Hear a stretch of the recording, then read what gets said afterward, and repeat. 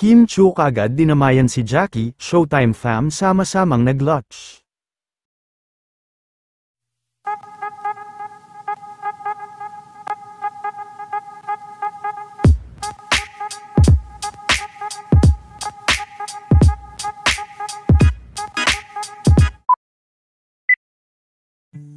Isang masarap na pananghalian nga ang pinagselo-seluhan ng mga Showtime host sa kanilang dressing room kanina, na ipinadala sa kanila ng asawa ni Miss Angel Locsin na si Mr. Neil Arce.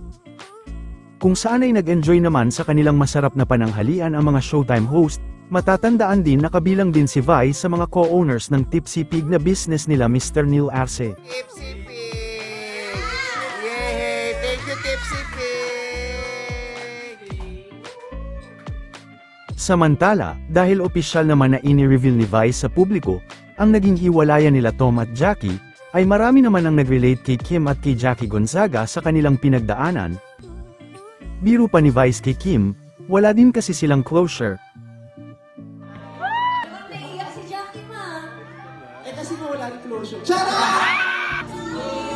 Matatandaan din na hiniling nga ni Jackie na makahanap na ng unconditional love si Kim noong kaarawan nito. Sinagot naman ni Kim sa kanya na sana ikaw din, sabay tawanan ng dalawa. Sana talaga maramdaman mo yung genuine happiness at genuine love na hinahanap mo sa magiging partner na gusto mo. Ito naman ang simple at may lamang sagot ni Kim kay Jackie. Birthday. Kay Jackie, ganun din. Yeah.